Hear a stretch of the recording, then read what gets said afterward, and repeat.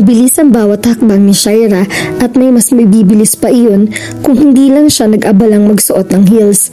Pero espesyal sa kanyang araw na iyon at karapat dapat na ipag 4 inches heels ang bagong wax na legs niya na naka-expose sa bago rin niyang suot na bestida. Violet pink ang kulay ng damit niya dahil gusto niyang maging violet pink din ang kulay ng mundo niya. Huminto siya sa harap ng tarangkahan na gawa sa bakal. Itim ang pintura niyon sa itaas at puti naman ang ibaba. Kinuha niya ang susi sa tote bag niya at binuksan niyon. She saw an old 2-story gray brick house and a red roof. The front glass windows exposed to cream-colored curtains. Iyong parang plain lang pero may embroidered na red rose petals sa laylayan. Maaasahan ka talaga, Giselle. Aniya sa isip na ang tinutukoy ay ang matalik niyang kaibigan. Si Giselle ang nag-ayos ng bahay na iyon dahil gusto niyang masurprise sa paglipat niya roon. Tinawid niya ang hardin na hindi naman kalakihan at kagandahan. May isang punong akasya na bandang likuran at walang sinusunod na partikular na landscape.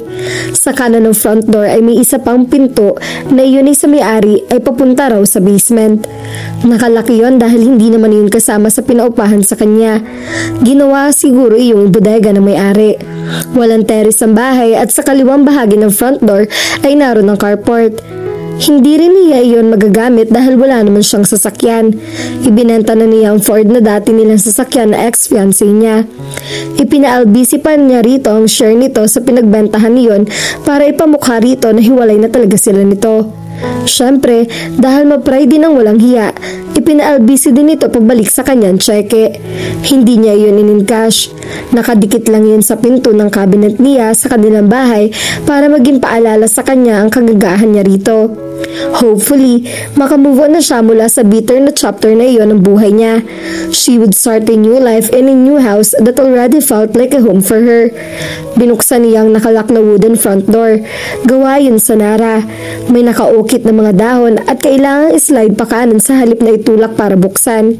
Bahagya siyang nahirapan sa pagbubukas ng pinto at lumangit-ngit iyon. Pakiramdam niya ay winawelcome siya niyon sa bago niyang bahay at buhay. Napangiti siya. Pagkabukas niya niyon ng pinto ay bumungad sa kanya ang tamang-tamang laki ng living room. Kulay gray ang marmal na sahig. Kung gawa sa bricks sa exterior ng bahay, gawa naman sa kahoy ang interior niyon. Maging ang sala set at ilang bahagi ng dingding ay gawa sa Nara na may nakaukit na mga disenyo. Saan pa ba siya makakakita ng bahay na ultimo dingding ay pinaghirapan? Fully furnished na ang bahay na ipinapuhan niya. Ang tanging mga idinagdag niya sa sala ay mga personal effects lang ng mga throw pillow na inspired ng mga indoor plants na dati nang naroroon. Ang flat screen TV, collection niya ng mga magazine na nakapatong sa glass surface ng center table na gawa rin sa Nara, at ang mga kortina. The living room looked classic and charming because of its simplicity.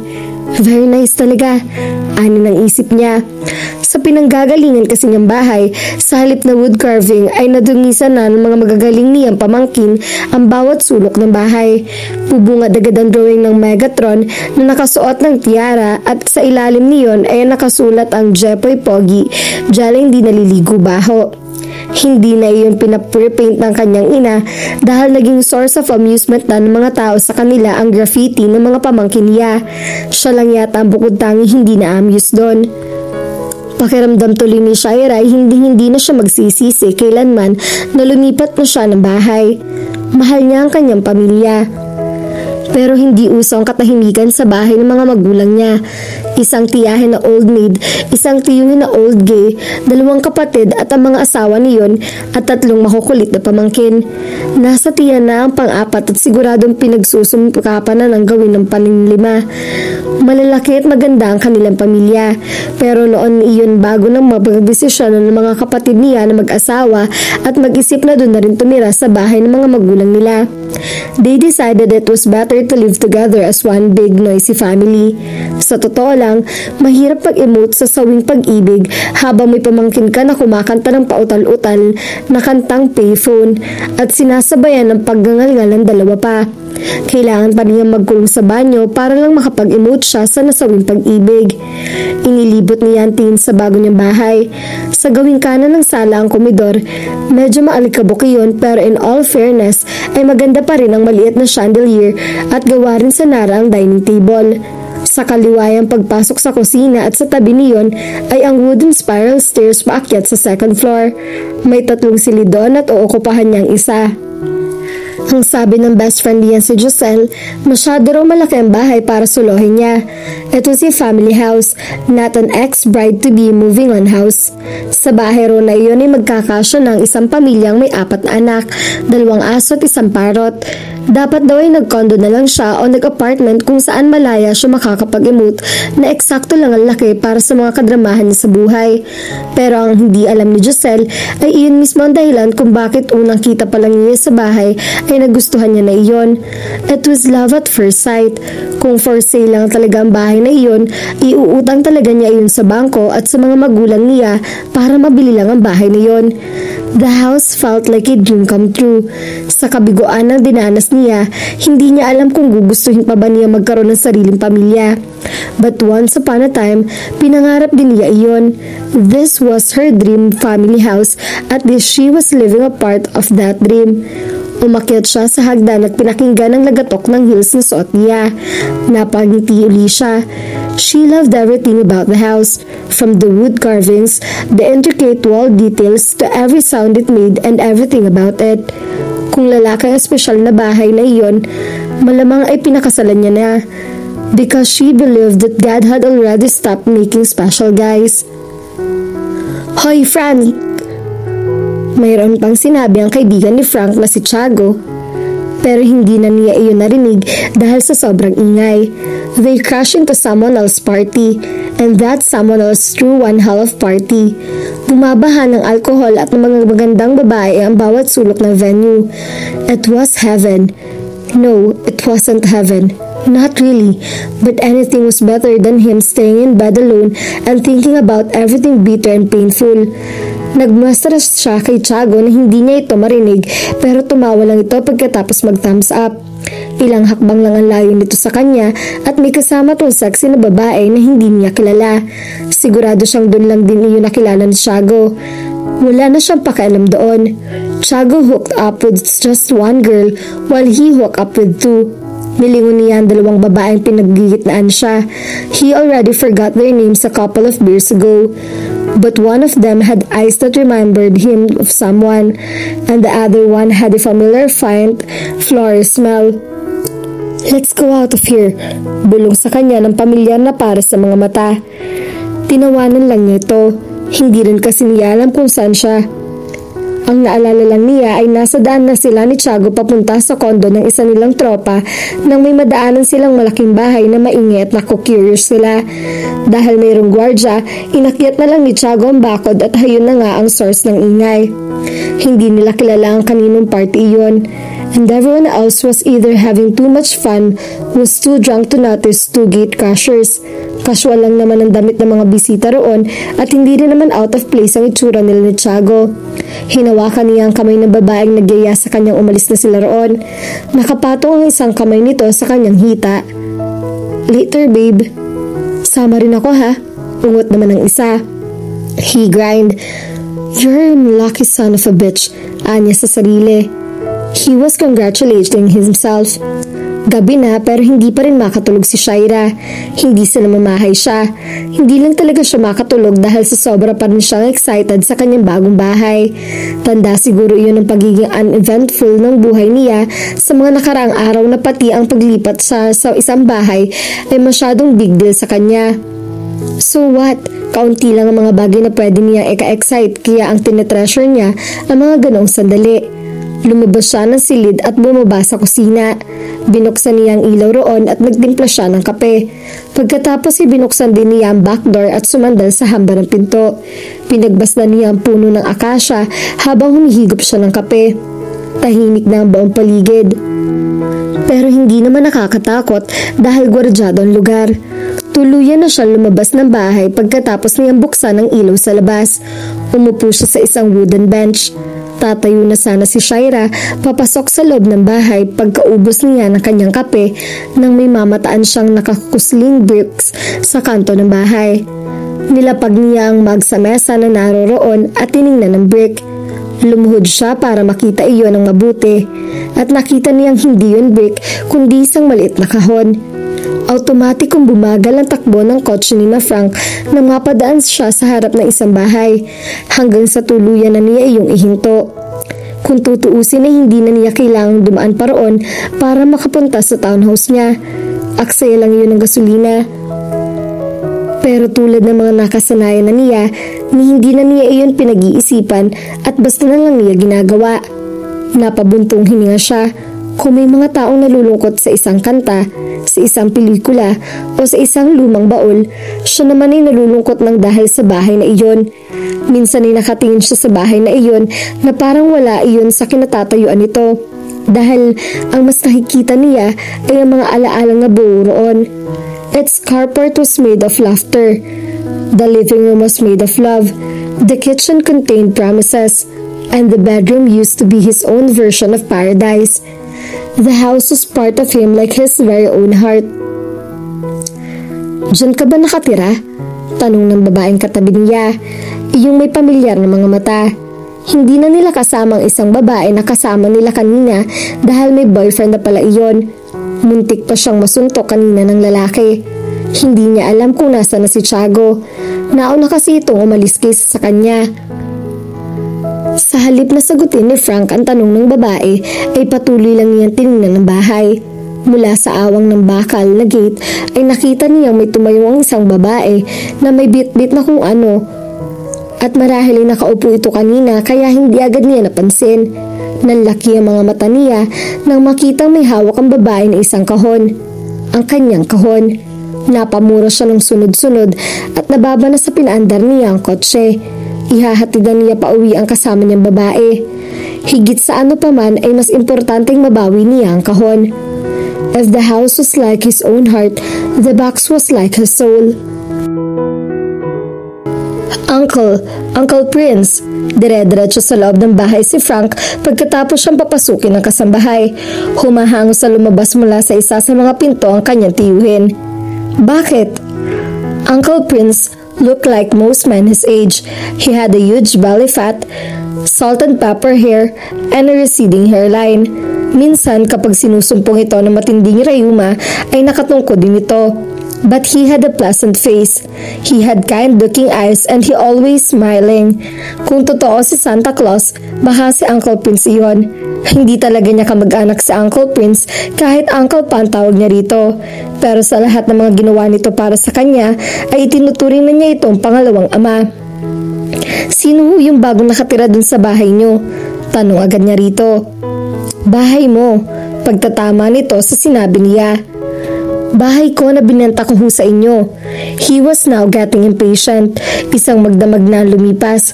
Paano kung nabuksan na ng babaeng iyon ang kahon? Kagabi pa sana siya naroroon sa bahay ng tiyuhin niya kung hindi lang siya nag-aalalang bulabugin nito ng 10 oras ng gabi. Matanda na si Uncle Prince at kailangan nito ng maayos na tulog. Iwas-iwas lang ni Uncle Prince ang kamay nito na para nagbubugaw ng langaw at tinalikuran siya. "Ang aga-aga mainitag agad ang ulo mo. Nag-almusal ka na ba? Ano na namang gulo ang pinasok mo kagabi?" Naglakad ito papunta sa komedor. Pakiramdam ni Uncle Prince ay palagi siyang may kinasasangkot ang gulo. Madalas ay totoo iyon pero hindi sa sitwasyon niya ngayon. Sumunod siya rito. Automatikong ipinuwesto niya ang isang kamay sa likod nito. Bahagya siya nakaalalay kung sakaling mawalan nito ng balanse. "Wala akong pinasok na kahit anong gulo kagabi. Kuntik lang." Tumawa ito ng malakas. "Mabuti naman. Magpakitino ka na at sigurado akong hindi natutuwa Sino nga ho yung nakatira ngayon dun sa bahay?" Putol niya sa sinasabi nito. May mga bagay na ayaw na niyang pag-usapan hanggang maaari. "Bagong tenant, mabait na bata at dalaga pa." Sa tono ng pagkakasabi niya ni Uncle Prince, ay parang inirereto nito sa kanyang babae na bagong tenant. Napakunot na siya. Wala siyang pakialam sa civil status ng babae. "Doon muna ako sa basement titira." Ang basement na pinag-upahan nito ang bahay ang tinutukoy niya. "Bakit?" nagtatakang tanong nito. "Trip-trip lang. Wala siyang balak sabihin dito ang tungkol sa kahon. Masyado yung personal." "Eh di sige, huwag mo na lang masyadong aasarin yung bagong tenant. Biro sa kanya ni Uncle Prince. Asarin? Kung alam man sanang nito ang totoong dahilan. Kung curious na curious ka, bakit hindi mo buksan? Suggestion ng best friend ni Shaira na si Giselle. Ikinuwento na niya rito ang tungkol sa nakita niyang kahon kagabi. Kagagaling lang nilang mag-shopping at papasok pa lang sila sa kanyang bagong bahay. Dahil fully furnished na ang bahay, ay kaunti na lang ang binili niya. A couple of grocery items and kitchen utensils. Nakalak nga. Nilapag niya sa dining table ang mga pinamili. Ganon din ang ginawa ni Giselle. Ang sakit ng braso ko, ang bigat ng mga binili mong figurine. Nag-stretch ito ng mga braso. Pinandilatan niya to. Ikaw kaya ang nagpumilit na bilhin ng figurine na yan? Ang cute kasi na nag-a-assist sa mall kanina. Kawawa naman kung hindi makakakota. Kahit naman sino basta matangkad at moreno, cute sa'yo. Petit at mestiza ang best friend niya na kaya attracted ito sa mga lalaking kabaligtaran nito. Iyon nga lang ay lagi rin itong sablay sa mga nagiging boyfriend. Pumunta siya sa kusina para kumuha ng juice para sa kanila. Oo na, sabi nito sa kanya. Saka nito ay binalik ang topic sa kahon. Sirain na lang natin yung lock. Asan ba yung kahon? Ako na lang sisira. Ayoko nga. Baka sa may-ari yun ng bahay. Paglabas ni Shaira ng kusina ay nilalantakan na ni Giselle ang binili nilang cinnamon roll. Minsan ay naiinggit siya kay Giselle. Kahit ano kasing kain nito ay hindi pa rin ito tumataba. Samantalang siya, masobrahan lang sa kanin ng ilang araw, maakusahan ng chubby. She was at her ideal weight pero kailangan pa rin niya mag-ingat sa dami ng kinakain. What was worse than being broken-hearted was being broken-hearted and overweight. Mabilis itong ininuman juice na inilapag niya sa harap nito. Tawagan mo na lang yung may-ari. Itanong mo sa kanya kung kanya nga. Umupo siya sa tabi nito.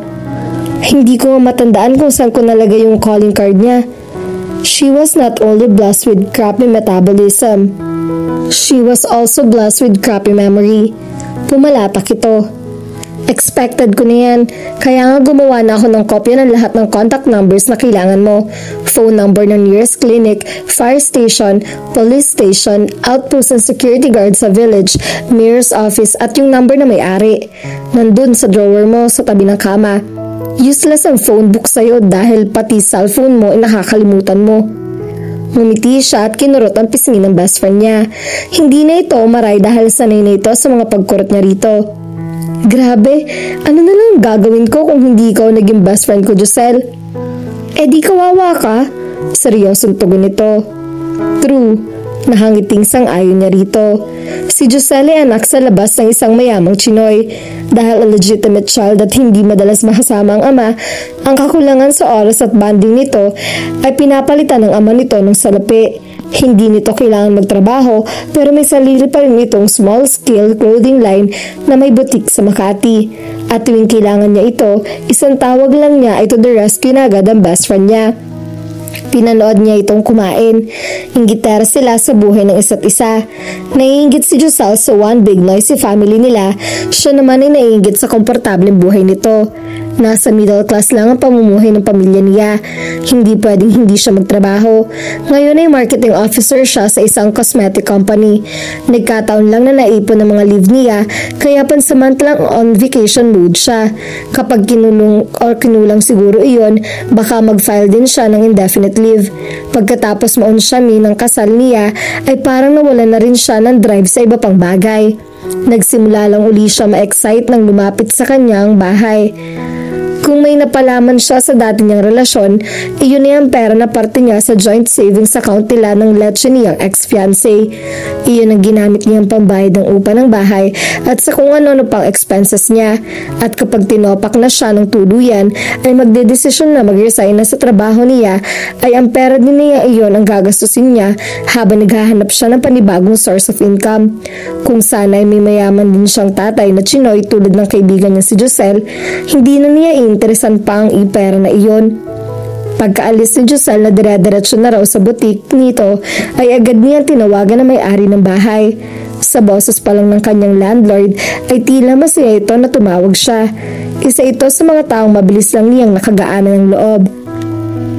Golf buddy ito ng ama ni Giselle kaya niya alam ang tungkol sa bahay nito. As far as she knew, he lived alone. Nasa Amerika raw ang pamilya nito. May tatanong lang po sana ako. Ani ang hindi na nagpaligoy-ligoy pa. Ano yun? May pagtataka sa tinig ng tanong nito. May kahon po kasi ako nakita sa likod ng bahay. Maliit po na kulay gray. Sa inyo po ba yun? Kahon? Abay, wala naman akong kahit anong kahon na iniwan dyan. Baka sa dating tenant. Sagot nito. Nasabi na nito sa kanya noon na nag-migrate na sa Australia ang dating umupa sa bahay. Hindi ba po nasa Australia na sila? Oo, at malamang na hindi na yun babalik. Kaya ikaw nang bahala dyan sa kahon. Sa'yo na yan, Shaira. Pagbibigay permiso pa nito sa kanya. Napangiti siya. Magpapaalam na sana siya rito at puputulin ang tawag nang may sinabi pa ito sa kanya. May darating nga pala dyan, si Frank, anak-anakan ko. Sa basement mo na siya titira. Don't worry, mabait naman yun. Sige po, okay lang po. Naisip niya na kaya hindi sinama ang basement sa nirentahan niya ay dahil may iba na palang umuuko pa roon. Kung sino man si Frank, sigurado magkakasundo niya ito basta walang pakialamanan. Maya-maya ay nakatanggap siya ng text galing sa nanay niya. Pinapasundo nito ang pamangkin niyang si Jepoy na grade 2 sa isang Montessori school na di kalayuan sa bago niyang bahay. Nag-away na naman daw ang ate niya na nanay ni Jepoy at pinalayas na naman ito ang asawa kaya walang susundo sa bata. Hindi raw maiwan ng nanay niya ang iba pa nitong apo kaya sa kanya nito pinasundo si Jepoy. With 3 couples living in the same house, normal na ang LQ sa bahay nila. Sinundo ni Shaira si Jepoy sa Montessori at tinulungan na rin niyang gumawa ng project ang pamangkin. Bago siya umalis ng bahay ng kanyang mga magulang, ay pinaghanda rin niya ng merienda ang iba pa niyang mga pamangkin. Malapit nang gumabi nang bumalik si Shaira sa sarili niyang bahay. Nagkamali pa siya na instruction na ibinigay sa taxi driver kaya sa likod ng bahay nito ay nihinto ang taxi. Mabuti na lang at may daan din doon. Himalang naalala niyang bitbitin ang lahat ng susi ng bahay kaya hindi na niya kailangang umikot pa sa harap ng bahay. Pagdating niya sa idumiretso na agad siya sa kanyang kwarto.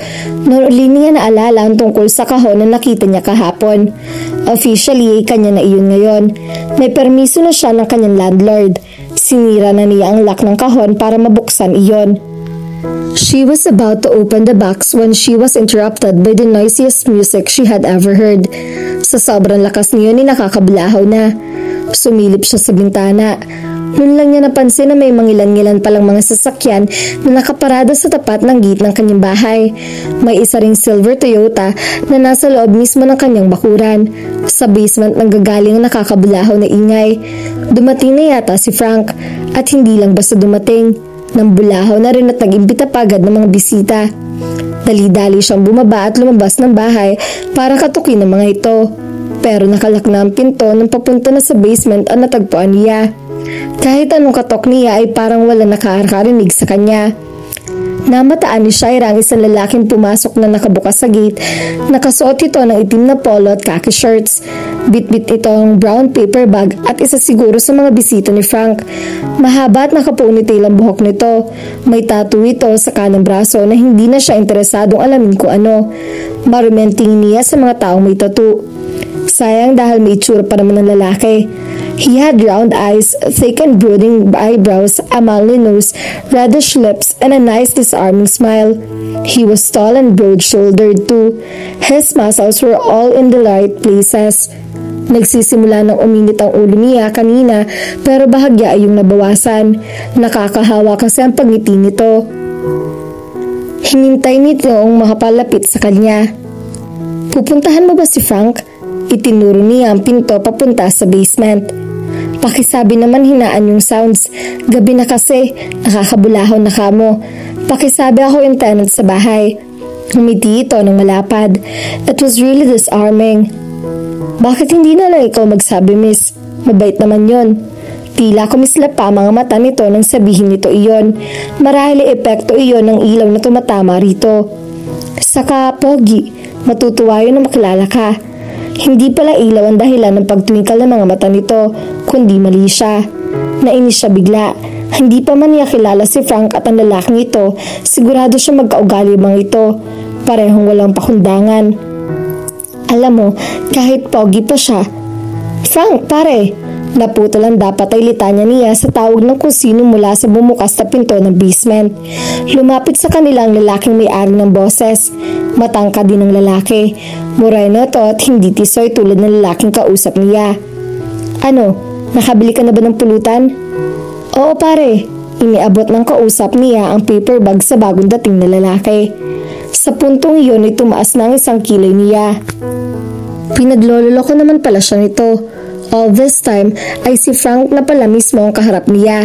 Hindi lang uminit ang ulo niya, she was also offended. Ayaw na ayaw niya ang pinagtitripan siya. Tinapik-tapik ng morenong lalaki si Frank. Bilib talaga ako sa'yo pre, sandali ka lang nawala may nakilala ka na agad. Sabi nito na tumingin pa sa kanya. At ang kapal talaga ng mukha ni Frank at nagawa pa nitong tumawa sa sinabi ng lalaki. Ikaw si Shaira, hindi ba? Shaira, si Tiago. Bumaling ito sa katabi. Pare, siya yung tenant ng bahay. Pagpapakilala nito sa kanila ng lalaking tinatawag itong Tiago. Nagkamot ng ulo si Tiago. Ay, sorry miss, ang akala ko. His voice trailed off. Siya pa yata ang mag-fill in the blanks sa sinabi nito. She was liking this man less and less, but she had to choose her words carefully. Anak daw ng turing ng may-ari ng bahay sa lukulukong si Frank, kaya kahit gusto niya itong talakan ay hindi niya magagawa. Basta, pakihinaan na lang ng sounds. Anya, sa kanya iniwan ng mga ito at pumasok na siya sa loob ng bahay. Ang sungit naman nun pre, ani Tiago na nakaakbay pa kay Frank habang pareho nilang inihahatid ng tingin ang papasok sa bahay na si Shaira. Pabiro niya itong binatukan. Ikaw kasi, itinodo mo yung speaker. Nagkamot ulito ng ulo. Malay ko pa nakauwi na siya. Kanina naman ay walang tao dyan, hindi ba? Tama naman si Tiago. Wala silang naabutan na kahit sino na maglipat sila ng mga gamit. Kaya siyempre na nakahanap ng venue mga katropa niya para mag-inuman kaya doon na lang niya pinunta ang mga iyon. Hinaan na lang natin ang sounds, sabi niya kay Tiago. Naalala niya ang itsura ni Shaira kanina. She looked offended. Ang akala niya ay maaliw ito sa ginawa niya. Girls love his antics. Kung katulad din ng mga iyon si Shaira, tumawa na sana ito na may halong pagpapakyut nang malaman na siya pala si Frank. Sayang yung tenant. Maganda sana kaso parang masungit. Ani Tiago. Maganda talaga. Sandaling naglaro sa isip ni Frank ang mukha ni Shaira. Mahaba ang itim na buhok nito. Maputi at makinis ang balat. Cute nose, lovely almond-shaped eyes, and the lips. Ang mga labi nito ang dahilan kung bakit malapad ang pangiti niya rito kanina. Shaira was blessed with sexy lips. Mas makapal ang lower lip kaysa sa upper lip. At tila lagi nakapout iyon tulad ni Angelina Jolie. His celebrity crush since he discovered girls. Lalo na ang lips. At ang legs pare, dagdag ni Tiago. Suddenly he had a fleeting memory of shapely, smooth-looking legs. Napapalatak ito. Kailangan mo makipagkaibigan sa bagong tenant pare. Kailangan talaga. Tugon niya. Hindi lang yun dahil sa maganda at sexy ito, kundi dahil na rin sa kahon. Dear Chacha, para akong siraulo habang isinusulat ko to. Nakaupo sa sulok ng ambitions at umiinom ng pang ilang round na paborito mong milk tea. Para talaga akong siraulo dahil maya't maya yung lumilingon ako sa entrada ng shop at nag-aabang na dumating ka. Suot mo ang paborito mong maroon scarf at naglalaro sa mga labi mo ang ngiting nagpapahinto sa oras. Ang sabi mo noon, nagkamali lang talaga ang spelling ng ambitions na dapat ay ambitions. Ang sabi mo pa, nasa maliit na tea house na ito ng puso ng Cubao.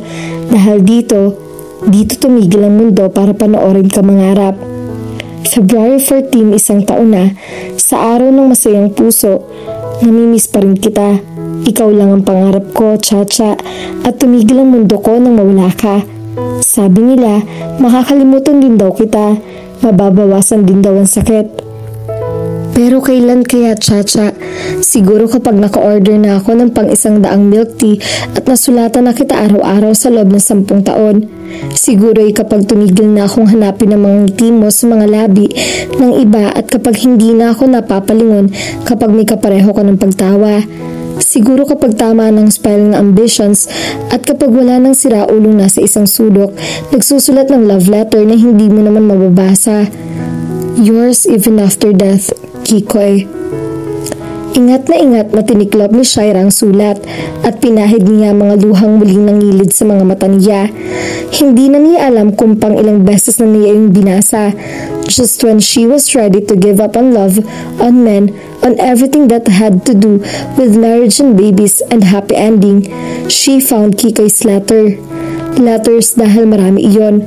Hindi lang kasi isang sulat ang nasa loob ng kahon na sa wakas ay nakapagdesisyon ng niyang buksan. There were 2 letters, both written in longhand in thick yellow sheet paper na hindi niya alam kung anong tawag. And both were written because of Kikoy's love for Chacha. Isang sulat pa lang nababasa ni Shaira pero masyado na siyang na-overwhelm kaya tinigilan na muna niya ang pagbabasa sa sulat ni Kikoy. May lalaki palang ganito. Anya sa sarili na tila hindi pa rin makapaniwala. She was already 29 years old, 2 taon na lang at isa na siyang official soltera. And the truth was, she didn't mind. Tapos na nga ang araw ng kabaliwan niya sa mga lalaki. Naka5 boyfriend na siya at lahat ng mga iyon ay taon ng tinagal. Naranasan na niya makipag-telebabad sa telepono noong hindi pa uso ang cellphone at pagbabanyo lang ng pahinga. Na-experience na niyang may kakusukob sa payong habang pumapatak ang ulan, kung saan mas ramdam niya ang init ng kamay ng lalaki na kahawak sa balakang niya kaysa sa lamig ng tubig na basa niyang katawan. Nakipag-date na rin siya sa park na isaw lang ang laman ng tiyan niya at sa food trip ng isang condominium building habang naglalakad siya sa rose petals. May mga naging boyfriend na siya na chinito, malaki ang mata, loner, papansin, baduy, at mayroon ding mas maganda pa yata sa kanya. To top everything she experienced, she already dated boys and men. Sa high school at college days, the boys were more fun. Nakakatuwang alalahanin na tumatawag sila just because become speechless. It was fun to see sweet notes inserted in her chemistry textbook. Masaya rin mang-away para lang may pag-awayan. It was fun to get jealous, be the cause of jealousy, and it was even more fun not to feel jealous at all. Masaya rin kapag bagon pa lang ang relasyon, ang bawat araw ay tila lagi may okasyon. Heck, but it was also fun even when they just broke up and she saw the new girlfriend, less pretty, less everything, and very insecure of her. Eventually, the boys grew up to become men. Their techniques were more refined. Their tactics were better. Naging kamag-anak na ng salitang commitment ang salitang future. At mas may dating na salitang stable kaysa sa charming. Nakakaumay na rin ng mga rosas at tsokolate, lalo na kapag may kasamang sorry sa card para sa isang kasalanan na paulit-ulit pa rin ginagawa. Walang perpekto relasyon na tanggap na iyon ni Shaira. Ang nanay at tatay niya ay araw-araw din nag-aaway at hindi na uubusan ng issue. Mula sa magic sarap at pinggan hanggang sa butas ng kurtina at paghilik. Ang mga ate niya ay salitan sa pagpapalaya sa mga bayaw niya dahil sa creative na mga rason, imaginary third party, text na walang reply within 5 minutes at ang latest invasion of personal space. Pero babalik din ang mga pinilay sa pobre pagkalipas ng 1 o 2 linggo basta bitbit ang kumpletong sweldo. Parents failed, best friend fought, and lovers quarreled. But was it too much to ask for simple things like devotion, trust, and loyalty? Hindi ba dapat i-present na talaga ang mga yun sa isang relasyon? Sa math lang ba may given at wala sa totoong buhay? She didn't think so, and she refused to think so. Kaya nga patuloy pa rin siya sa pakikipagrelasyon. Sumusubok pa rin siya not to attain perfection, but at least to try. Siguro naman ay may basehan ng mga movie at love stories. The devil's assistant who wore Prada could really trade everything for real love, and Nicholas Spark couldn't just invent every damn notebook or message in a bottle. But the last straw was her ex-fiancé, and it was then that she accepted the bitter truth that maybe love was not for her, because in this world where men shower their women with love and kisses from Monday to Friday, these were the same men who flirted with the got laid with someone else in the weekend. Sa bawat isang I love you, may 10 kasalanan ng pinagtatakpan. Uulitin pa rin kaya ang bagong definition ngayon ng sorry? At hindi yan nababali ang mga pangako, tinatapakan at dinuduraan pa. So she was done with the lies, the love, the illusion of love, everything, until she read Kikoy's love letter. Nang dumating si Giselle sa kanina para yayain siya magpaspa, hindi na yun natuloy dahil kinikwentuhan na lang niya ito tungkol kina Kikoy at Chacha. Grabe ang pagmamahal ni Kikoy kay Chacha kahit patay na siya. Aniya, saka siya napasandal sa sofa. She bite her nails, a habit she knew she should have stopped long time ago but couldn't break. Bumuntong hininga si Giselle. Pang movie. Maybe there's still hope for me after all. For us, pagtatama sa kanya ni Giselle. Kailangan lang natin maghanap ng sarili nating Kikoy. Anya. Madali lang yan. Kailangan lang nating mamatay at i-wish na ang iiwan nating boyfriend sa mundo ay may kaparehang devotion ni Kikoy. Saad ng kaibigan niya.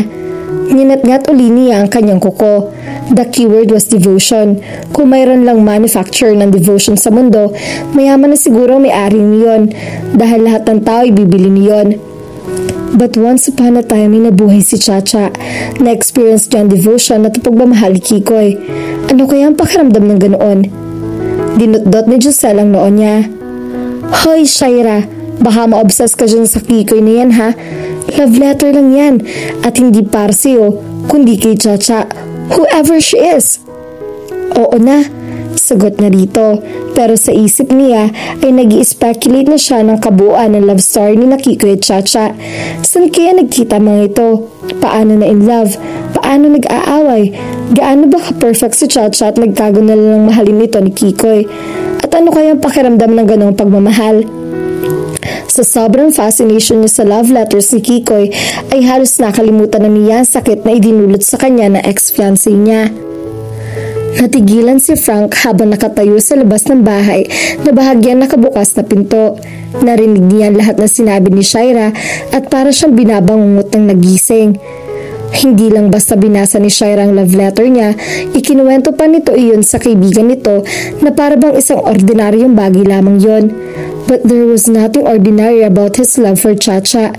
Si Chacha ang lahat para sa kanya. Ito ang dahilan kung bakit siya nabubuhay, ang langit at impyerno niya, and he lost everything when she died. Anong karapatan ni Shaira at ng kaibigan nito na mag-speculate tungkol sa isang bagay na walang kaide-ideya mga ito? Alam ba ng mga ito ang pakiramdam ng iniiyakan ng kabaong ni Chacha habang hinihiling na sana'y bangungot lang lahat at magising na siya? Hindi, and they would never know how hard it was to sleep at night and wake up the next day without her. So how can they just talk about him, about Chacha, about them so casually like a goddamn movie? There was nothing cinematic about what he was going through. It was ugly and twisted. He was in a dark place. Grief was maddening, and sometimes he wished that his heart would just stop so he could be with Chacha. He couldn't do it on his own because of one stupid promise. Promise me, Kikoy. Maputla na mukha ni Chacha at halos hindi na ito maidilap. Ang mga mata, he could feel it. She was slipping away. Nangingilid ang mga luha niya. Shh! Huwag ka na magsalita. Promise me, you won't do anything stupid. Ani Chacha, nahihirapan na itong huminga. You won't commit suicide. And then he thought Chacha was unfair because how could he say no when he was standing beside her, so stupidly healthy, and she was lying there, dying. Kung pwede lang sana na siya na lang ang mamatay para dito. Ayaw niyang mamatay ito ng ganoon. Bata pa ito at punong-puno ng pangarap. Bakit hindi na lang ang mga kriminal, ang mga halangang kaluluwa, kahit Prime Minister, Cannibal o Santo Papa, kahit sino, wag lang si Chacha. But because he can't trade places with her, he just wanted to die and be with her wherever she was going. Nakalimutan niyang kilalang-kilala nga pala siya nito. Kikoy, iniabot ng nanginginig na kamay nito ang kamay niya. I promise, bulong niya. Pagkasabi niya niyon ay ngumiti si Chacha kahit nahihirapan na ito. Pumikit na rin ito. And when he whispered, I love you, she couldn't hear him anymore. It was a part of his past, Chacha's death and leaving him forever on Valentine's Day. While the world was celebrating eternal love, true love, seemingly true love, past love, and freedom to just love, he was there in a hospital with his dead love. His present will always merge with his past. Their past, dahil hindi pwede magkaroon ng kasalukuyan kung walang nakaraan, at pakiramdam niya, walang Kikoy kung walang Chacha. Move on and let go. We're synonymous with stupid and fuck off. Moving on was but a delusion. If something huge, something life-changing, world-shattering, groundbreaking happened, shit happened. Nobody can just talk and walk away and pretend it never did. People let go of stupid, insignificant, useless things. A pair of old socks, a broken camera, a decaying fruit, a piece of gum, but not memories, not love, or devotion, or grief, or pain, not someone so precious like Chacha. Maingat at tahimik na naglakad si Frank pabalik sa basement. Sa umagang iyon ay pinlano niyang humingi ng tawad kay Shaira, hindi lang dahil sa gusto niyang makuha ang kahon dito, kundi dahil pakiramdam niya ay na-offend talaga niya ito kagabi. Pero ngayon ay tila wala na siya sa mood na mag-sorry dito. Mas dapat nga na si Shaira pa ang humingi ng paumanhin sa kanya. Nagbabasa ito na isang sulat na hindi naman ito pagmamayari, and it was something very personal. Kung tutuusin, ay kasalanan din naman niya iyon. Sino ba nagsabi na sulatan niya ang patay na nobya? Sino rin ba nagsabi na iwan niya ang sulat sa isang lugar na posible may ibang taong makakakita? But he couldn't help it. Mas tumiting din sakit tuwing dumaraan ang death anniversary ni Chacha, and his only consolation was to write about it. Mahal na mahal ni Chacha ang bahay na inuupahan ngayon ni Shaira. Minsan nga pakiramdam niya, si Chacha at ang bahay iisa. It felt right at the time to make the letters part of the house, and thus making them a part of Chacha too. Hinintay ni Frank na umalis muna ang bisita ni Shaira bago uli niya ito puntahan. Sa totoo lang, sa tagal umalis ang bisita nito ay hapon na nang bumalik siya sa bahay. Pagkatapos niya makipagdebate sa sarili ay nagwagi pa rin ang isang bahagi niya na gustong humingi ng paumanhin dito. Nakabukas pa rin ang pinto ng bahay nang bumalik siya. Napailing siya. Paano na lang kung miyembro pala siya ng akyat bahay gang, or worst ay rapist? Ano na lang mangyayari sa tenant na may katulad ng mga labi ni Angeline Jolie? Walang tao sa living room, ganun din sa komedor. Tinawag niya si Shaira pero hindi ito sumagot. Nasa na ba to? Sumilip siya sa kusina at dumiretso na sa back door pero wala pa rin tao roon. Aakyat na ba siya sa itaas ng bahay? Napaigtad siya nang marinig ang boses ni Shaira. Anong ginagawa mo rito? Natigilan siya nang tingalain niya ito nang nakatayo sa hagdan ng bahay paakyat sa mga kwarto. Ilang baitang lang ang layo nito sa kanya. Nakasuot ito ng mahabang bestida. Iyong nakalabas ang magkabilang balikat at parang sarong na ginawang damit. Her shoulders looked creamy and smooth, and the fabric hugged every curve of her body. Her hair was tied in a bun, exposing her neck. Pakiramdam niya ay nanuyo bigla na lamunan niya. Mabuti na lang at hindi yun ang suot nito kagabi. He didn't like the idea of anyone else seeing her like that, not even Tiago. Tuluyan ang bumaba si Shaira ng hagdan at nasa harap niya na ito. Isang bahagi ng isip niya, iyong taglayang kaestipuduhan ng mga lalaki, ay tumigil ng mag-isip ng may logic. He could smell her and it wasn't like any perfume he knew. Parang amoy lang ng sabon na mabango. Her skin was flawless, up close, and he had to ball his hands into fists to stop himself from touching her. But somehow, logic kicked in. Umatras siya ng bahagya para hindi siya ma-overwhelm sa presensya ni Shaira sa harap niya. Bakit ka ba nandito? She tattled her head. Pero hindi Iyong tipong nagpapakyut, kundi parang nagdududa na baka may gawin siyang hindi maganda rito. I'm sorry about last night, he stammered. Nang sabihin niya iyon ay tila nabawasan ng pagdududa sa mukha nito. Okay, apology accepted. Hininaan din naman agad ninyong sound system eh. Alright, that was quick and easy. He gave her the best smile he could manage. Ulitin natin ha. I'm Frank. Pagpapakilala niya uli rito, sabay lahat ng kanyang kamay. Tila 10 walang hanggang muna lumipas bago nito sinuklaan ang ngiti niya. Pero nang umiti ito ay nahigit niya ang hininga at nang abutin nito ang kamay niya ay bahagya lang niya iyong pinisil pero ramdam agad niya kung gaano yun kalambot at kainit. Call me Shaira. Pagkarinig niya sa sinabi nito ay tila siya'y tinulos sa kanyang kinatatayuan. All it looked was a nickname that sounded like his favorite name in the world. Shaira. Ulit niya, halos hindi yun mabigkas.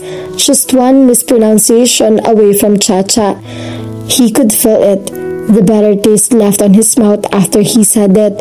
The bitter fragment of a memory he wasn't ready for. Dahil sa pagbabati ni na Shaira at Frank, pakiramdam ni Shaira ay nakakuha lang siya ng isang makulit na kapitbahay. Natuklasan din niya na sa bibihirang pagkakataon lang nagiging seryoso si Frank at isa na roon ay nang humingi ito ng sorry sa kanya. Pero minsan ay napapansin din niya na nagiging seryoso mukha nito kapag mag-isa lang ito at ang kakala siguro ay wala ibang makakatingin dito. Tila madaling mamukha nito na para bang nasasaktan. Pero mabilis lang yon. Pagkatapos ibabalik agad ito sa pagngungulit sa kanya. Maybe she was just overanalyzing him. Hindi niya alam kung bakit ang bilis ni Frank na ma-feel at home sa kanya. Kung kausapin kasi siya nito ay parang matagal na sila magkakilala.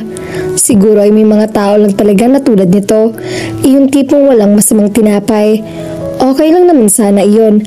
Ang kaso, dahil pleasing din ang personality at itsura ni Frank, kahit ayaw niya itong makagaanan ng loob, ay parang ganon ang nangyayari. Nung una lang siya nainis dito, tuwing nakikita niya ito nang nasa loob ng bahay niya, malakas talaga siguro ang epekto ng charm nito sa kanya dahil ng mga nakaraang araw ay parang looking forward na rin siya na makita ito. Siguro nasasabik lang din siya na magkaroon ng kausap. Iyon ang disadvantage ng malaking bahay at mag-isa lang siya. Meanwhile, she was learning a couple of things about Frank. Ulila na pala to, pero mukhang baliwala na yun dito. At ang inuman ng mga kabarkada nito ang nangyari noong unang gabi na ito'y lumipat sa bahay ay naulit din. Kung hindi sa basement ng bahay nagiinuman ng mga to, madalas ay inuumaga na ito ng uwi. Hindi niya alam kung saan kinukuha ni Frank ang perang pinanggagastos nito. Para kasing wala naman itong trabaho. Napansin din niya na may mga tattoo ito sa braso na parang pirma ng kung sino. Kung kanino man iyon ay hindi niya alam. Totoo rin ang sinabi ni Tiago na lapitin nito ng mga babae. Kung sino-sino kasi mga babae nagiging bisita ni Frank at walang pinipiling oras sa mga hitad, madaling araw man o hating gabi. Kahit nga malakas ang ulan o rush hour, his women were of all shapes and sizes too. Big-breasted, flat-chested, bitchy, angelic, young, and not so young, they were all after him. Kahit nga si Josel na hindi naman tipo mga mestizo, ay pinag-iisipan na raw magpalit ng preference nang makita nito si Frank. Kakatapos lang mananghalian ni Shaira ng araw na iyon. Nakaupo siya sa sofa sa sala at babasahin na sana niya ang isa pa sa mga sulat ni Kikoy nang bulabugin siya bigla ni Frank. Pagkarinig niya sa boses nito sa labas ng pinto ay dali-dali niyang ibinalik ang sulat sa kahon. Nang lumingon siya sa gawin ng pintuan ay nakita niya si Frank na dire-diretsong pumasok sa bahay niya. "Yang pinto mo hindi mo nilalak," sita nito sa kanya. "Oo na." Hindi lang makulit si Frank, mahilig din itong manita. "Ilalako na talaga yan para sa susunod ay hindi ka na makapasok." "Sus, sinabi mo na po yan dati. Gusto mo isulat ko sa post-it at idikit natin sa noo mo?" "Alam mo, ikaw ang dapat dikitan ng post-it sa noo na may nakalagay, 'Pakialamero ako.'" Ganti niya rito. "Sige, dikitan mo, pero mamaya na. Pahingi muna ako ng pagkain. May ulam ka pa ba? Tanong nito. Meron, kaldereta. Nakaisbid na sabi niya. Napatingin siya sa wall clock, 1:00 ng hapon. Malit ka na naman ang gising dahil sa pagkahagimik mo. Sita niya rito. Tinabihan siya nito sa sofa at itinaas pa nito ang mga paa sa center table. He smelled nice and manly. He smelled like aftershave, morning sunshine. And another scent of his own. Dahil ayaw niyang patuloy na ma-appreciate ang amoy ni Frank, ay pinalis na lang niya ang mga paa nito. Ngumisi lang ito sa ginawa niya at isinampalang uli ito ang mga paa sa mesita. Napailing na lang siya. Kung kulit lang din ang pag-uusapan, pwedeng maging teacher ng mga pamangkin niya si Frank. Alam mo, kaming mga normal na tao, kailangan namin yon. Ikaw lang naman ang may talent na magkulong dito sa loob ng bahay mo. Kabilang ka sa mga endangered species, Shaira. Sinimangutan niya ito. Mas mabuti nang maging endangered species kaysa gumising ng 1:00 ng hapon na kumakalaman tiyan. Hinimas nito ang tiyan. Oy, hindi lang basta tiyan yan. Inililis nito ang bahagyang laylayan ng t-shirt nito. Tiyan na may abs. Mabilis ding ibinaba ni Frank ang damit nito pagkatapos ipakita ng mabilis ang ipinagmamalaki nitong abs sa kanya. Hindi alam ni Shaira kung bakit parang nag-init ang mga pisngi niya. Hindi naman yun ang unang pagkakataon na nakakita siya ng abs ng lalaki. Marahil ay dahil sa mainit na panahon. Sige na, pahingin na ng ulam. Pakisamahan mo na rin ang kanin. Damihan mo ha. Favorite ko kasi ang kaldereta. Sabi pa nito. She considered him for the moment. Marami pa naman kasi siyang natirang ulam. Ano ba naman yung bigyan niya ito? Gayunman ay napasimangot uli siya rito bago siya nagtungo sa kusina. Hindi niya maintindihan kung bakit ayaw niyang ipakita rito ang madali lang siyang nitong mapapapayag sa kahit anong hingi nito sa kanya. Thanks, Shaira. Hindi ka lang sexy. May busila ka pang kalooban. Dinig niyang sabi nito nang malapit na siya sa kusina. Wala sa sariling initaan niya na dadaan ng wood carvings na malakas at maganda. Pagkatapos ay napangat-ngat siya sa kuko niya. Pinagmasdan ni Frank ang pag-indayog ng balakang ni Shaira habang naglalakad ito patungo sa kusina. Mabuti na lang at taong bahay ito. Kung hindi ay siguradong pag-aagawan nito ng mga lalaki. Iyon nga mga ilan-ilan niyang tropa na nakakakita rito ay otomatiko nagkakakrush kay Shaira. Iyon pa kayang makakilala pa rito ng husto? Shaira was far from being perfect, but she was charming. Parte ng charm nito ang pagiging pikon at suplada. She was nice but stubborn. Makikipag-away muna ito bago mag-give in. She was complex but not too complicated. She wasn't the newspaper Sunday crossword puzzle. Pinlano niya na makipaglapit dito pero hindi niya pinlano na mag-enjoy siya na kasama ito.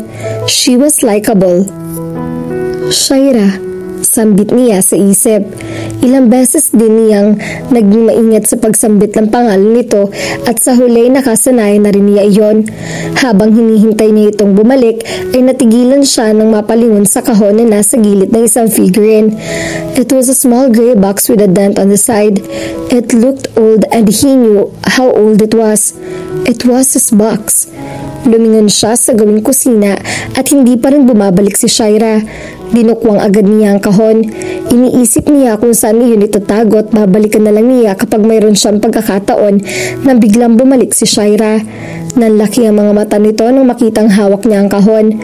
At dahil buking na siya, he acted on pure instinct. He made a big show of opening the box and grabbed the first letter he saw. Dear Chacha, basa niya sa sulat.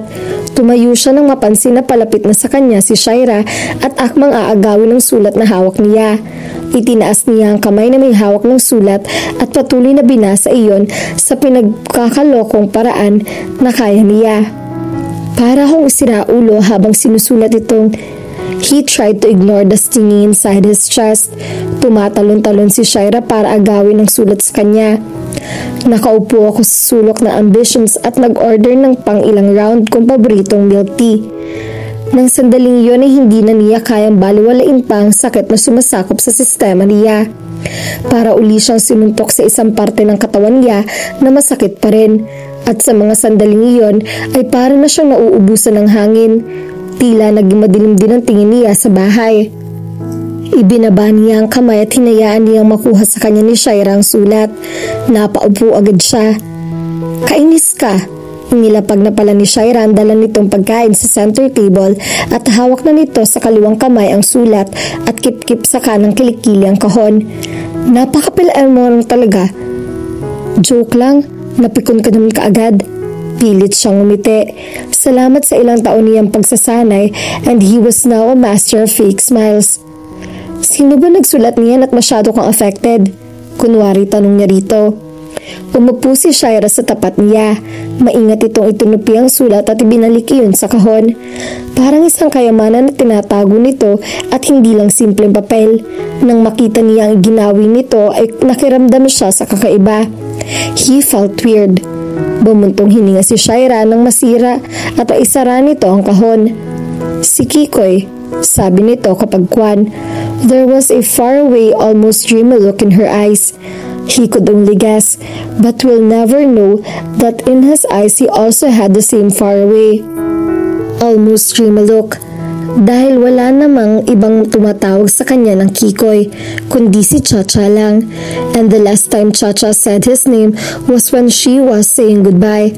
From that time on, she was saying goodbye every day. Dahil walang nakakaalam sa kanila kung kailan ito mawawala. Maging ang doktor nito ay hindi rin niya alam. At hindi niya rin alam at hindi niya rin kayang isipin. They gave her 24 hours and another 24 endless hours and then another fucking one. Araw-araw, minu-minuto ay natatakot siya na baka bukas o mamaya lang ay magpaalam na ng tuluyan si Chacha. Traidor daw ang sakit sa puso at napatunayan niya na totoo iyon. Hindi lang yung traidor kundi magnanakaw rin. Dahil isang gabi, kinuha na lang yun ng babaeng mahal niya. Ipinili niya ang kanyang ulo para mawala sa daloy ng kanyang mga alaala. He was no longer beside Chacha's deathbed, watching her pale face and tired eyes. Nasa living room siya kasama si Shaira at pinapanood itong habang hinahaplos nito ang kahon ng mga sulat. Stupid box, anya sa isip. Kung wala yun ay wala rin siya roon sa tabi ni Shaira habang naaalala ang masakit na pagkawala ni Chacha. Hindi niya pinilit na makawala sa mga alaalang iyon para lang mahuli uli. Sinundot niya ito ng kanyang paa para gisingin ang kamalayan nito. Sino Kikoy?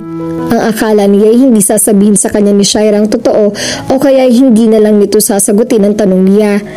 Pero sinabi nito ang lahat sa kanya, mula sa pagkakahanap nito sa kahon, ang pagtawag nito kay Uncle Prince hanggang sa mabasa nito ang sulat. Seriously? Kunwari reaction niya pagkatapos ito magkwento. He thought he should be nominated for an Emmy for being a brilliant actor. Nagpapaniwala ka naman dyan sa Kikoy niyan. Wala nang ganyang lalaki ngayon. Lumabi si Shaira. Meron kaya si Kikoy? Hindi lalaki yan, bading yan. Walang lalaking ganyang kabadoy, deklara niya. Kung mapapaniwala niya si Shaira sa sinasabi niya, ay baka dispatchahin na nito ang kahon. O kaya, may side shot ng titrip lang. I'll prove it to you, determinadong sabi ni Shaira. Prove what? Natotoo si Kikoy at ang feelings niya kay Chacha. Oo nga, hahanapin ko siya, sabi pa nito. Nalinti ka na, ang tigas ng bungo mo, Shaira. Pustahan tayo, hindi mo makikita yan. Mahihirapan lang ito sa paghahanap dahil wala siyang balak na magpakilala. Sige, deal. Isang linggo kita ipagluluto ng lunch at dinner kapag hindi ko nakahanap si Kikoy at na-confirm na totoong sulat. Kinontrata niya iyon. Gawin mo ng 1 buwan kasama na ang pulutan kapag may inuman. Sinabi lang niya iyon para mag-back out ito. Bakit ito magpapakahirap para lang sa sulat na hindi naman para dito? At kapag natalo ka, itatapon mo na rin yung kahon. At bakit? Nagtatakang tanong nito. Natural, aanhin mo pa yung hindi naman totoo si Kikoy. Hindi man lang ito natinag sa sinabi niya. Sa halip ay nginitian lang siya nito. Isa iyon sa mga nakaka-addict ng ngiti nito. Iyon tipong gusto mo lang maging makita. Deal, pero kapag nanalo ako, ikaw ang magluluto at magbabayad ng renta ng bahay ko ng 2 buwan. Hinahamon mo talaga ako. Bring it on, Shaira, because there's no way that you would meet Kikoy. There's no way I would let you open that can of worms. Pagkaalis ni Frank ay agad na tinawagan ni Shaira si Giselle para magpasama rito sa paghahanap kay Kikoy. Na-excite ito sa ideya para nang hinayang din dahil hindi may bago rin itong overseas na kliyente. Bulk order daw ang gusto para sa buong collection ni Giselle. Gustuhin man daw ng kaibigan na maging parte ng excitement adventure niya, magiging busy daw ito sa pagpapanayam. She was happy for her but she was disappointed too. Mas masaya sanang hanapin si Kikoy kapag may kasama. Si Frank na lang isama mo. Total, siya naman ang makikinabang kapag hindi mo na nakita si Kikoy. Suhestyon ng matalino niyang best friend. May punto si Giselle. Magiging masaya siya kapag nahanap na niya si Kikoy dahil sa personal na dahilan, pero mas magiging masaya siya kapag napatunayan niyang mali si Frank ng harap-harapan. Dahil sa nabuong misyon ay halos hindi niya naiisip ang ex-fiancé niya. Maybe she was really starting to move on. Salamat sa mga love letter ni Kikoy. The girl who used to cry inside the bathroom because of her cancelled wedding was now too busy to cry. Kinagabihan, for the first time in a long time ay wala sa mood si Frank na gumimik o magaya sa inuman. Pagkakain niya ng brunch courtesy of Shaira ay nagsimula na uli siya magplano na isabotahe ito sa planong paghahanap kay Kikoy. Isinantabi niya ang nadaramang guilt. What he had with Chacha was personal, too personal. Wala ngang ibang nakakaalam ng tungkol sa mga sulat niya para sa namatay niyang nobya.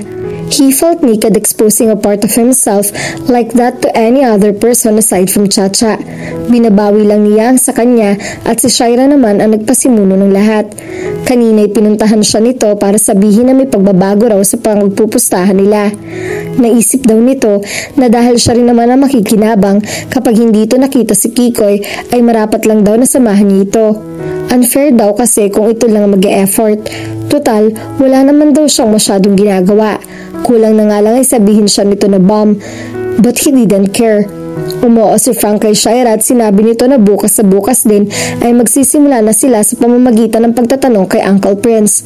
Siyempre ay may game plan din siya para sa sarili. At sa gabing iyon ay tinawagan niya si Uncle Prince para bigyan nito ng heads up. Mahirap na, baka madulas pa ito kay Shaira.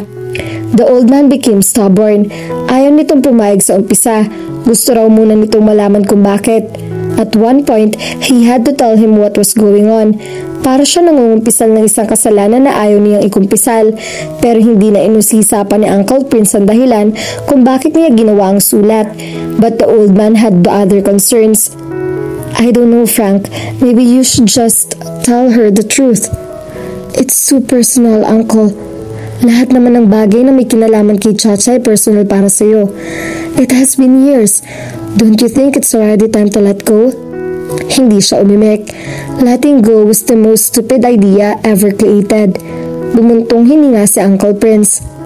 Fine, I'll do it. Pero kapag nagkabukingan, huwag mong sasabihin na hindi kita binalaan. Don't worry, Uncle. Hindi ako mabubuking. Determinadong sabi niya dito. His secret pain was locked inside a box and the only key was himself. Sabi ko naman sa'yo, walang alam si Uncle Prince eh. Pakiramdam ni Shaira, Frank was just stressing the obvious so he could gloat. Kasalukuyan silang nakasakay sa kotse nito at kagagaling lang nila sa bahay ni Uncle Prince. Siya nag-insist na puntahan si Uncle Prince kahit binalaan na siya ni Frank na walang alam ang may-ari ng bahay. Naisip kasi niya na baka kahit papaano ay mayroon itong alam. Kung hindi man tungkol mismo kay Kikoy, ay baka tungkol kay Chacha o kung sino man na nakapamilya o kakilala ng dalawa. Pero wala pa rin pala. Hindi niya alam kung anong sinabing kwento ni Frank kay Uncle Prince at willing matanda na sagutin ang mga tanong niya. Dapat siguro tinawagan na lang niya ito kaysa kausapin pa ito ng personal. Pakiramdam tuloy niya ay nang istorbo lang sila. Sabi ko naman sa'yo, oo na. Putol niya sa paulit-ulit na sinasabi nito. Sa ambitious kaya, sa tea house na yun magpupunta si Chacha at Kikoy. Sa Cubao yun. Wow, alam mo talaga pati lugar ah. Parang stalker. At ikaw, masyado kang pessimistic. Siguro wala tayong napapala dahil sa ganyang mindset mo.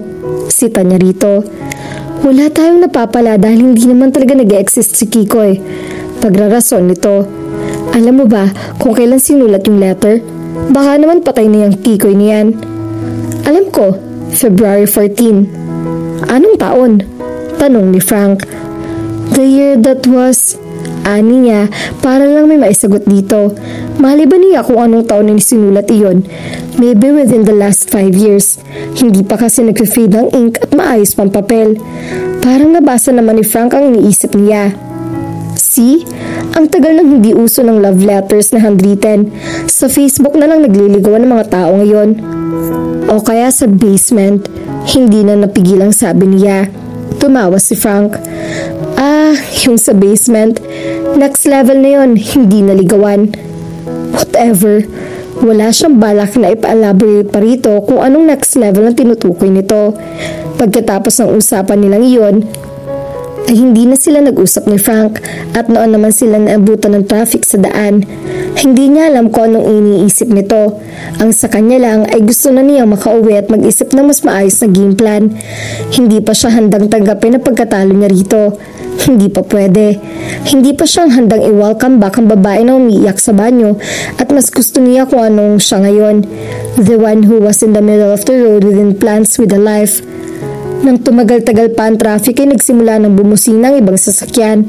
Sa gitna ng isang mahaba at nakakabinging mga pagbusina ay nagsalita si Frank. Bakit mo ba kasi gustong hanapin si Kikoy? Tanong nito sa kanya. Sa labas ng kanilang sasakyan ay patuloy pa rin sa pugak ng pagbusina ng mga sasakyan at may mga street vendor na lumalapit sa bawat sasakyan para magbenta ng mga paninda ng mga ito. Pero sa isip ni Shaira ay wala siya nakikita mga street vendor. She was only seeing her reasons running back and forth between logic and instinct. Iyong una ay sasabihin niya na kabaliwan lang lahat ng ginagawa niya paghahanap kay Kikoy at iyong pangalawa ay sinasabihan siya ng sige pa, sige lang. Nang may dumaan na nagtitinda ng basahan sa tapat niya, ay naibulalas na bigla ang totoong dahilan sa likod ng pagpapakahirap niya para mahanap niya si Kikoy. Nilingon niya si Frank. I want proof. Gusto kong maniwala na may mga lalaking tulad ni Kikoy na kaya magmahal ng ganong katindi. Gusto kong magtiwala uli sa pagmamahal. And Kikoy stood for everything ideal about love and devotion. Nasasaktan siya ng husto dahil mahal na mahal niya si Chacha. Kung tutuusin nga ay nakakainggit siya. Why? Tanong pa niya kay Frank. Dahil bago siya nasaktan ng ganoon katindi, ay nagmahal muna siya at minahal din niya ng ganoong katindi. Napansin niya parang dumilim ang mukha ni Frank pagkatapos niya magsalita. What's the point of loving somebody when he or she will just die? Mataman siyang nakatingin dito. The point? There is no point, Frank. Love is pointless. It's not supposed to make any sense, but people still want to fall in love. To get hurt? Tila nahihirapang sabi ni Frank. No, to find people like Kikoy. Salungat niya rito. You say his name like he's so perfect, but what if he turns out to be an asshole in real life, Shaira? What if he beats up women and kids just for kicks, or he smokes pot, or he's a complete fraud? Madidisappoint ka lang. Dapat ay huwag mo na siyang hanapin. Tila na mga oras na iyon ay tumigil sa pugak na pagbusina mga sasakyan at tumigil na ang lahat parang alam ng mga iyon na may napaka-importante siyang sasabihin. I can't. 5 months ago, my ex proposed marriage to me. 4 months ago, I found out he was having sex with other wedding coordinator. I'm 29, Frank. Masyado na akong matanda para maloko pa. Pagod na rin ako at sawa na. Ayoko nang maniwala na may happy ending. Ayoko nang mag-expect. But Kikoy made me believe again. And I don't think he is violent, a drug dependent, or a fraud. Naniniwala ako na totoo siyang tao. Na totoong nagmamahal. Maybe you're right that he isn't perfect. But who cares? He could be an alien from another planet and I'd still want to meet him. Parang natilihan si Frank sa sinabi niya. Siguro hindi nito ina-expect na hindi lang tungkol sa pustahan nila ang motivation niya sa paghahanap kay Kikoy. Okay, maya-maya sabi nito. Kung gusto mo, bukas na bukas din pumunta tayo sa Cubao. Hanapin natin ang ambitions. Thanks, she said stiffly, but the corners of her eyes were moist. Hindi niya pinlanong outburst niyang iyon at basta na lang nangyari. It all poured out like the first rain shower after summer. All that she was holding back, all the crazy thoughts inside her head, and Frank seemed to dance under the rain. His arms were welcoming each drop like parched land. Pagkatapos ng outburst niyang iyon ay parang gusto niyang umiyak. At si Frank, nakatingin pa rin siya sa kanya na parang naiintindihan nito ang pinagdadaanan niya. Tila iniimbitahan siya ng mga mata nitong sumayo sa ilalim ng ulan. Sasayaw ba siya? Iyon ang hindi pa niya alam. Alam na ni Frank na naroon pa rin ang ambitions. As usual, one step ahead na siya kay Shaira. Everything had been arranged before they came there. Nasa second floor yun ng isang recreation center sa Cubao. A private, cozy-looking tea house with chintz chair and comfy-looking couches. Mas mukhang receiving area nga iyon ng isang bahay kaysa sa tea house. Akmang babatiin siya ng security guard na nagbukas sa kanila ng pinto pero pasimple siyang umiling dito.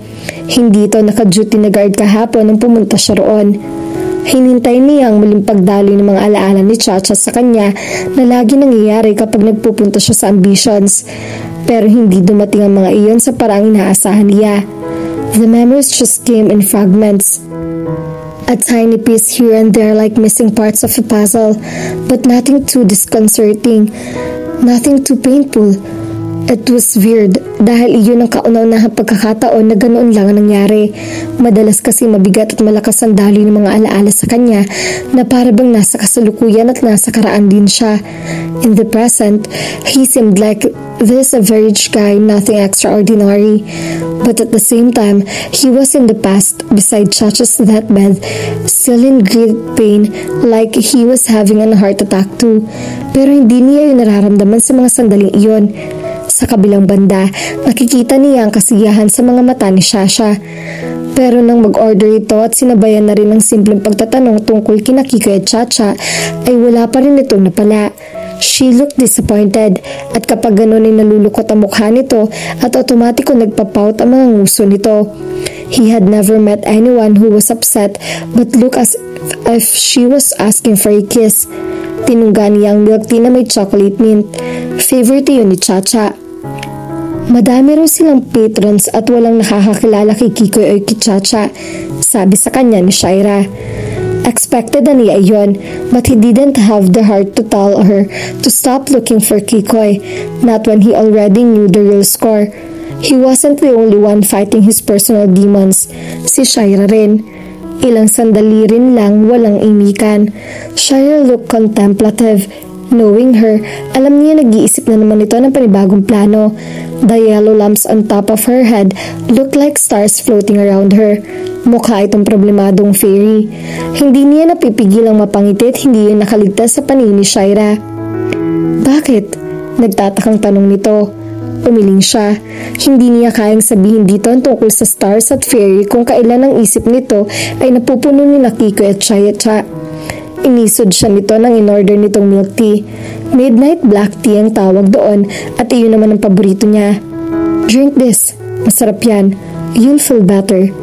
Masuri naman si Shaira at ininom nito iyon. May naiwan pang foam sa taas ng upper lip nito.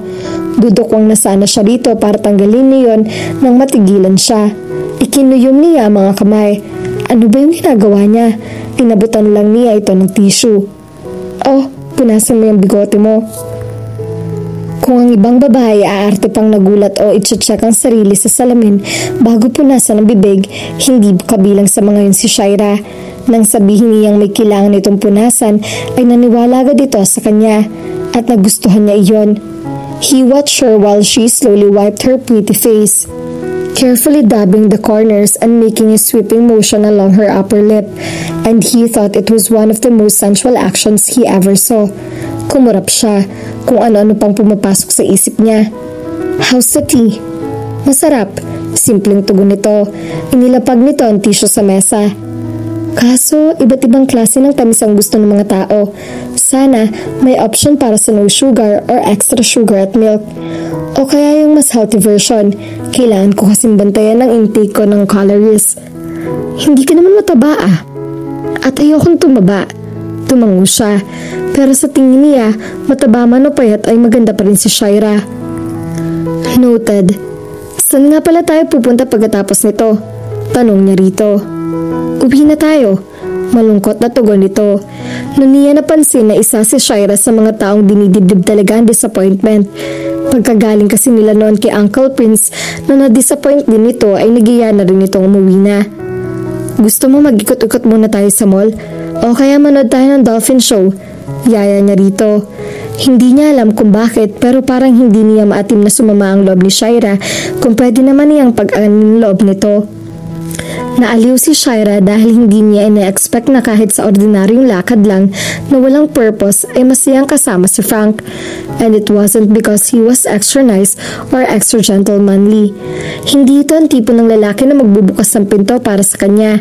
Minsan ngayon nauna pa itong sumakay. Pero na magpunta sila sa mall ay hinayaan lang siya nito kahit marami siyang gustong pasukin na butik. Ni hindi man lang ito nainip. Nakikitingin pa nga ito sa ilang beses ni Ding Tom nagtanong sa sales lady kung ano-anong presyo ng ganito at ganyan o hanggang kailan ang sale promo ng butik. Kapag si Frank ang kasama niya ay hindi siya obligatong mag-retouch o mayat may magwisik ng pabango. Hindi siya obligatong maging tipikal na babae dahil hindi rin ito umaaktang tipikal na lalaki. She can just be herself because he was being himself too. Nag-window shopping lang siya dahil naiwan niya ang credit card niya sa bahay. Wala naman kasi sa plano niya ang pagpunta nila sa mall. Pero nanghihinayang pa rin siya dahil may nakita siyang isang magandang silver leather bracelet. May nakasabit na charm, dotted with purple glass. Hindi siya mahilig sa accessory pero nagustuhan agad niya iyon. Nag-mental note pa siya sa kung anong jewelry store na iyon nakikita. Bago sila tuluyang lumabas ni Frank ay nilingon pa uli niya ang bracelet. Ang last stop nila bago sila umuwi ay isang 3D exhibit na ginaganap sa activity center ng isang mall na pinuntahan nila. Aliw na aliw roon si Frank na parang bata. Dali, mag-pose ka. Kukunan kita ng picture. Sabi nito nang matapat sila sa isang 3D painted section. Mga building iyon at mistula silang nakatayo sa isa sa mga rooftop. Marami rin nagpapapicture sa paligid nila. Ayoko nga, tanggi niya. Ang KJ mo, anin mo ang ganda mo kung nuknukan ka naman ng ka-KJ. Ano bang hobby mo? Magkulay ng coloring books? Sarcastic kung sabi nito sa kanya. Napangiti siya. So, nagagandahan ka sa akin? Na mga sandaling iyon ay napansin niyang tila nakangiti ang mga mata nito at parang may sinasabing hindi magpapaganda sa araw niya. Pero sa huli ay hindi ito nagsalita. Tumawa lang ito na ikinisamangot niya. Mabilis na nawala ang sayang nakita niya sa mga mata nito kanina. Para sa akin, kahit sinong babae na may asim pa ay maganda, sabi nito.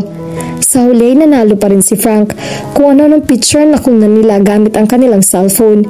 He reserved slightly napipilitan poses and his wacky ones.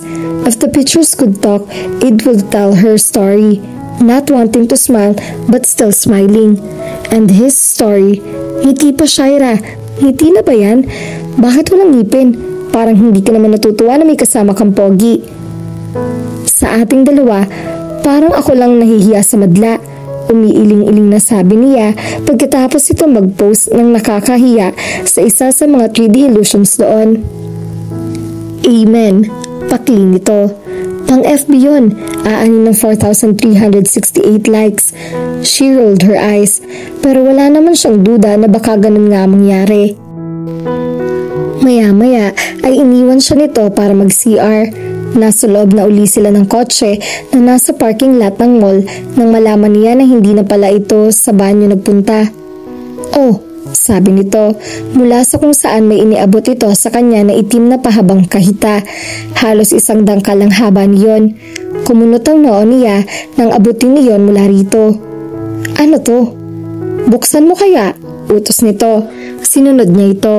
Nakita niya mula sa loob ng kahon ang bracelet na tinitingnan niya sa kaninang jewelry store. Alam niya kung magkano ang presyo niyon, kaya hindi siya agad makareact. Hindi nga niya kayang bilhin ng iyon ng cash. Isinara niya ang kahon at inabot uli yun dito. Hindi ko matatanggap yan. Bakit? Bigay ko yan sa'yo. No strings attached. Hindi mo kailangang makipag one side at one night stand sa akin o magpabuntis. Nakangiting-itinas pa nito ang kanang kamay. Promise. Alam naman niya iyon, kaya hindi niya matanggap ang binibigay nito sa kanya ay dahil kung gumastos kasi ito ay parang lalaki ng kinikita nito pero hindi naman niya ito nakikita nagtatrabaho. Isa pa, bakit ba siya nito binibigyan ng bracelet ng ganun lang? Basta, ang mahal niyan, sabi niya. So, anong gusto mo? Yung inilulubog sa tubig sa Quiapo? Tanong nito at inaabot ang kahita sa binuksan niyon. Bago pa siya nakapagprotesta ay kinuha nito ang kaliwang kamay niya at isinuot doon ng bracelet. Bigay ko yan sa'yo. Ulit nito na para bang ipinaintindi sa kanya sa pangalawang pagkakataon na wala yung kapalit na ano. Matuwa ka na lang at mag-thank you, Shaira. Bakit? Nagtatakang tanong niya.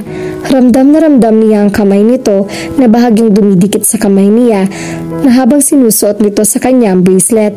Parang may kakaibang init ang nanggagaling doon patungo sa katawan niya. Pakiramdam din niya ay tila ang tagal bago na ikabit ni Frank ang bracelet sa kamay niya. Nang sa wakas ay suot na niya iyon, hindi pa rin nito sinasagot ang tanong niya bagkus ay pinaandar na nito ang kotse. Pasipol-sipol pa ito ng kantang pamilyar sa kanya pero hindi niya maalala kung ano habang nagmamaneho ito. Bukod sa pagsipol nito ay tahimik lang sila buong biyahe. Pag-uwi nila sa bahay ay nagawa naman niya magpasalamat dito ng pautal bago siya pumasok sa loob ng bahay niya na tinanguan lang ni Frank. Isa sa mga araw na iyon ay pagkakaabalahan na niyang alamin kung anong source of income ni Frank para hindi na siya nagugulat sa mga paggastos nito.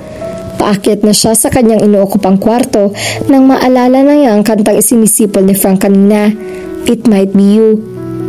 Sumisipol pa rin si Frank nang bumaba siya sa basement pagka-uwi nila ni Shaira. The basement looked like a house within a house. Sa tabi ng toilet and bath sa sulok ay ang double bed. Katabi naman ng kama ang drawer at closet niya. Sa likod niyon ay ang munting kusina na may mangilan-ngilang kitchen utensils at isang 4-seater dining table. Sa tabi naman ng hagdan ay ang nagkalat na beanbag, game console, ang kanyang CD collection at flat screen TV. Matagal nang naroon ang mga gamit na iyon. Nang mamatay si Chacha ay binenta niya ang bahay kay Uncle Prince pero itinago pa rin niya ang iba sa mga gamit niya sa basement dahil minsan ay bumabalik-balik pa rin siya roon. Nagbihis siya ng t-shirt sa harap ng salamin ng kanyang closet at napatigil siya sa pagsipol nang makita niya ang kanyang sarili sa salamin. Napansin niyang tila may nag-iba sa kanya. He looked happier. Parang hindi si Frank ang nakikita niya sa salamin kundi si Kikoy, Chacha's Kikoy. But it wasn't Chacha who made him happy. It was Shaira. At hindi niya alam kung anong dapat niyang maramdaman tungkol sa bagay na iyon. He had been Frank, the carefree jackass. The guy who hooked up with women in the bars at night, women he barely knew, only to ditch them in the morning. He felt strange, like UFO strange, like why are you wearing a tutu dude strange? Kapag kasama niya si Shaira, parang hindi siya si Frank o si Kikoy, para siyang ibang tao. What's happening to me, Chacha? Tanong niya sa alaala ni Chacha sa kanyang isip, pero malabo iyon. Parang nasira reception ng TV at ang malabong version ni Chacha sa isip niya ay nakatingin lang sa kanya na parang may alam ito na hindi niya alam. At dito na po nagtatapos ang ating kwento. Sabay-sabay po nating abangan ang susunod na kabanata. Maraming salamat po. God bless and stay safe!